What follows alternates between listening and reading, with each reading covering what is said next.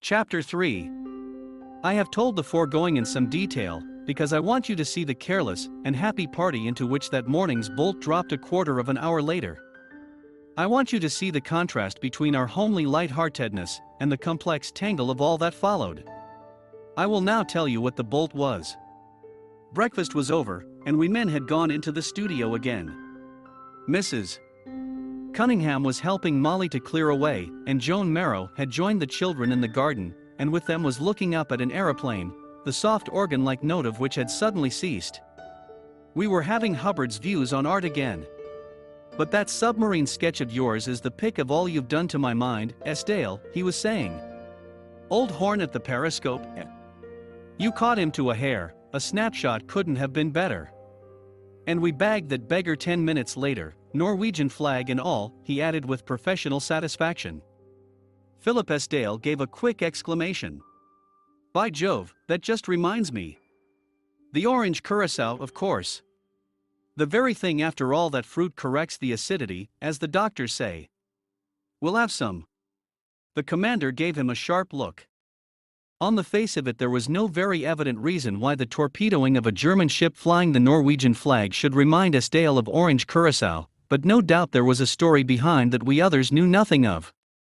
If ships have to be put down, there is no sense in sending bottles of delectable liqueur to the bottom of the sea also.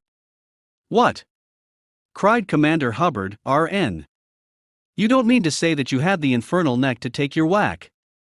A mere wretched wavy-ringed fellow to loot bottle for bottle with his betters like that." But Esdale, with a wink, demanded the key of the cellar from Monty Rook, told him to get the liqueur glasses out, and was off. It was at that moment that the crash came that seemed to bring the whole of Chelsea running out of doors. The shrill cry of the aeroplane. The aeroplane was hardly out of the children's mouths before it was upon us. I don't mean the aeroplane, but the other thing. Judging from the harsh but muffled roar, the first installment of the crash, so to speak, which was the plane itself, must have been a quarter of a mile away, but between that and the second one there was hardly time to take breath.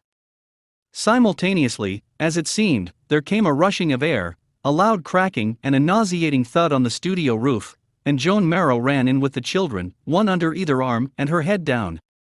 The street outside was a sudden clatter of running feet and short spasmodic cries. "Good God, right on our heads!" the commander muttered, his eyes aloft. The next moment he was at the studio door looking for Esdale. Had he found him, I should not be writing this story. Not finding him, he assumed command. "All right. All over now, little fellows. There won't be any more. Mrs. Esdale, you ladies will stay just where you are, please. Get on to the telephone, Mackwith. You other fellows come with me." He thought it better that somebody should investigate before the women began to move about too freely.